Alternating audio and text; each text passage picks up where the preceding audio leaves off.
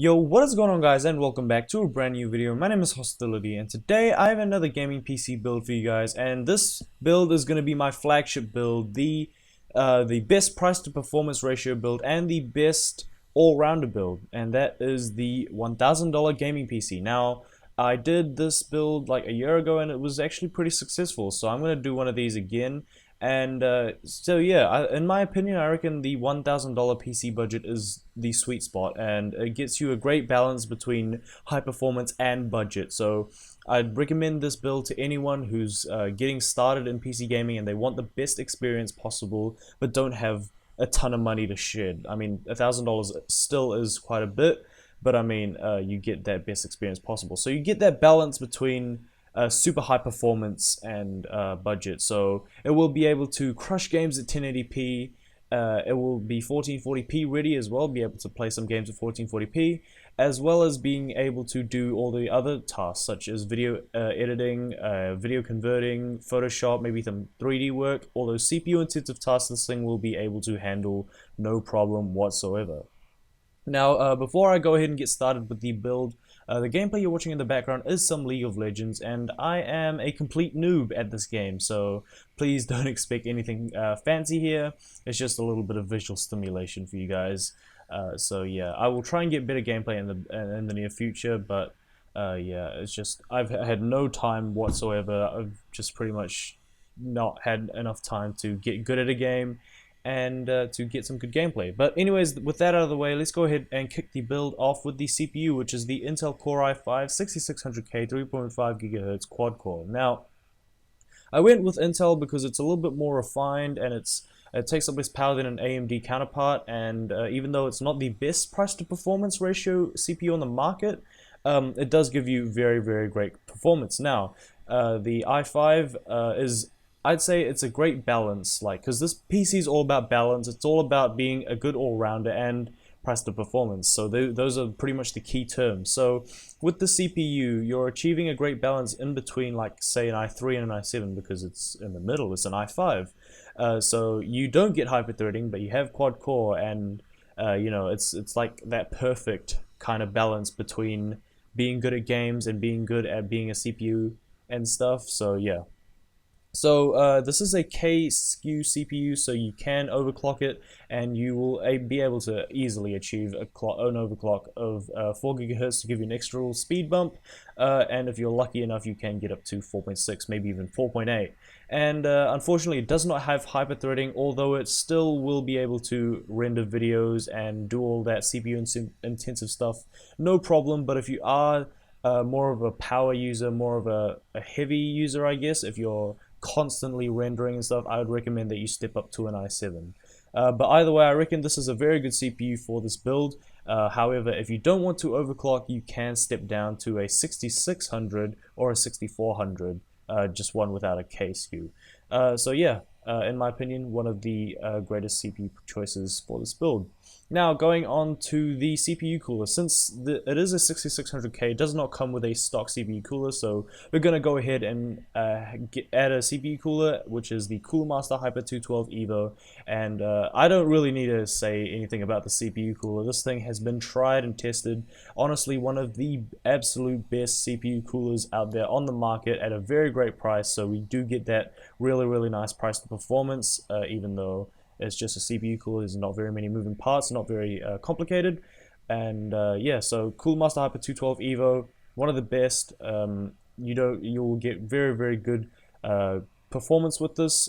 Keep your CPU nice and frosty and be able to give you a modest overclock. You'll absolutely easily achieve 4 GHz. If you're lucky, like I said, you can get up to maybe 4.4, maybe even 4.6.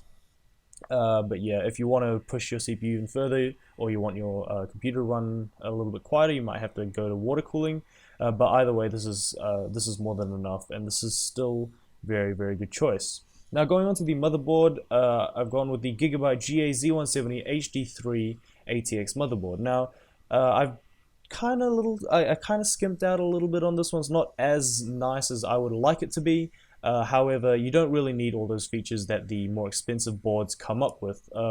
This Gigabyte board is the ultra durable series. Get a little bit of tongue twisting right there, but It is Z170, so you can overclock, and you have all those extra features such as USB 3.1 along with the Skylake platform, plenty of SATA ports, PCI Express lanes, and you do get DDR4, and you can get up to 64 gigs of RAM in this motherboard, which you probably won't even need.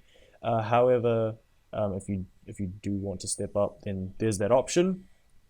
So yeah, even though it's not the best board in terms of features, it will get the job done. It will have everything that you need, and not all those gimmicks that you probably won't even use. So yeah, I think it is a safe option. However, if you do want extra features in a motherboard, you can obviously step up to something a little bit different, such as the Gigabyte G1 Gaming, or the Asus Z170 Pro Gaming, or maybe even an ROG board, but that's absolutely not necessary at this price point. Now going on to the memory, I've chosen the G.Skill Ripjaws 4 Series 16GB DDR4 2400. Now, G.Skill, they make fantastic RAM sticks, and the Ripjaws 4, they absolutely look just beastly.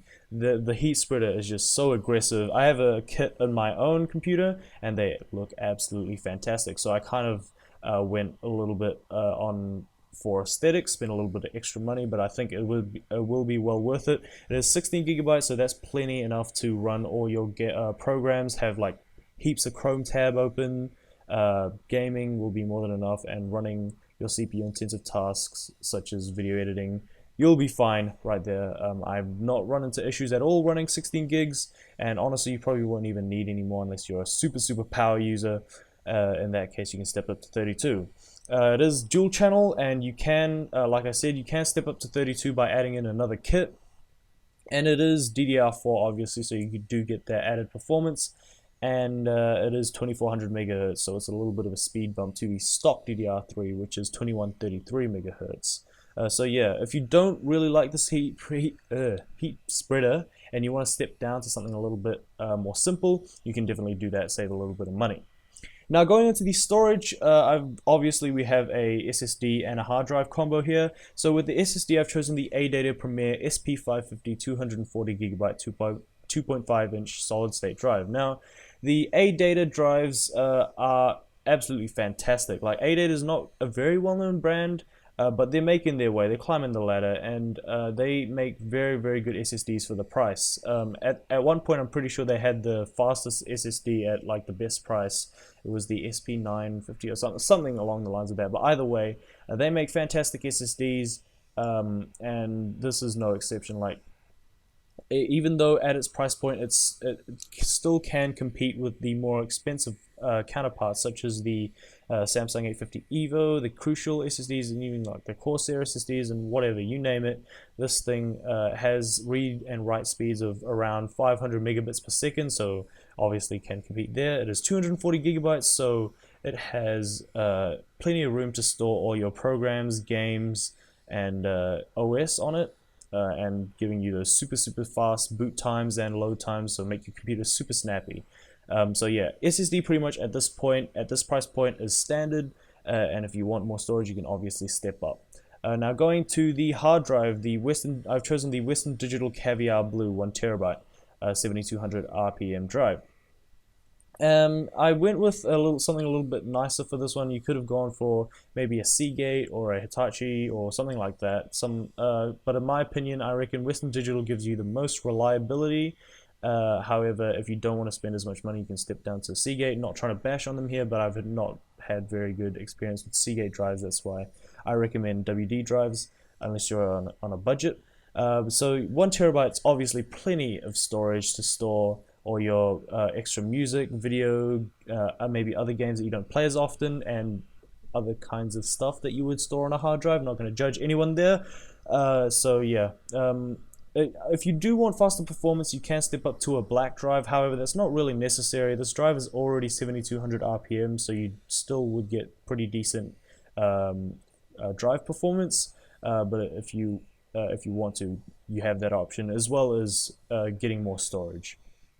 Now going on to the video card, I've chosen pretty much the king of price to performance. The Gigabyte GeForce GTX 970 4GB WINDFORCE card.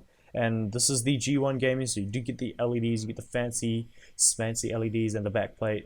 And honestly, this card is, you just can't beat it. I know there's the 380 from AMD, the R9 380, 380X, 390, whatever, but in my opinion, I reckon the 970 is still price to performance king, because it is like as with Intel CPUs are, they're more refined, they take less power, they run cooler, and overall just in my opinion a better experience. Now if you want an AMD card, you can definitely go for that for the extra performance, and just, you know, it's all out aggressive pretty much. But this thing, the Gigabyte cards are fantastic. I know the 970s are almost out of date, but nevertheless still a very good card you can get. I have a 980 WINDFORCE in my computer build, and it looks absolutely fantastic. It is just so big, it is very dominating.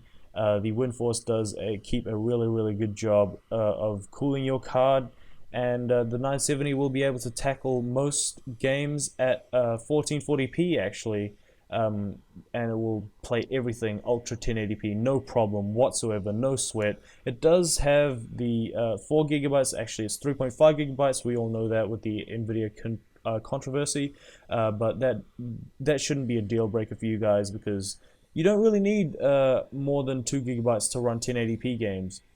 So yeah, very good video card for the choice. If you do, like I said, if you do want to swap it out, this is like probably one of the more debatable parts of the build. Now going onto the case, I've chosen the Fractal Design Define S ATX mid-tower case, and I've gone with Fractal Design because of their just high quality fit and finish, and just the aesthetic of the case. Like, this case is so sleek, it looks so sexy, and is just one of the most like, just, I have no words to explain how just clean this case looks. Fractal Design is always known for making their cases so sophisticated and so clean looking. However, you know, it is a case, you can swap it out. There's so many great choices out there. It's like ones from NCIX, Corsair, Inwin, and Fantex, and all the other very good case brands and stuff. But this case is actually very good for water cooling as well. So if you want to go and do water cooling, this case will have you covered.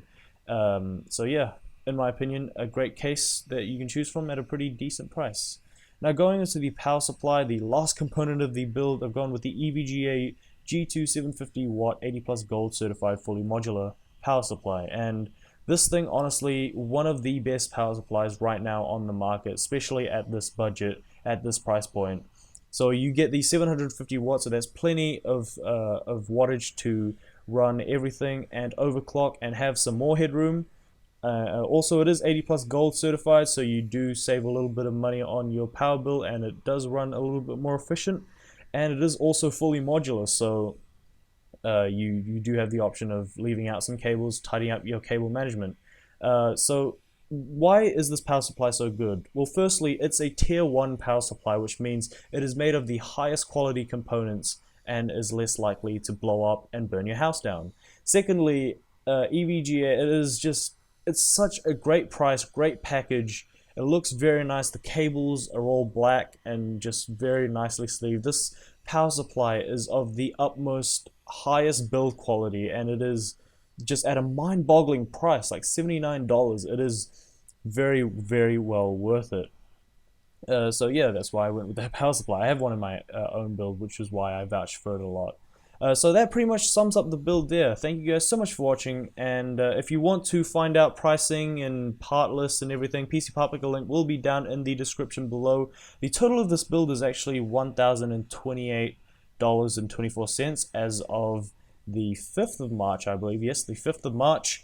And yeah, so everything will be down in the description below. Also, while you're down there, go ahead and leave a like on this video if you did enjoy, and also comment down below what you would change on this build, or if you have any feedback, maybe if you want to swap out any parts, or if you have another $1,000 build that you think can compete with this one, please be sure to comment down below.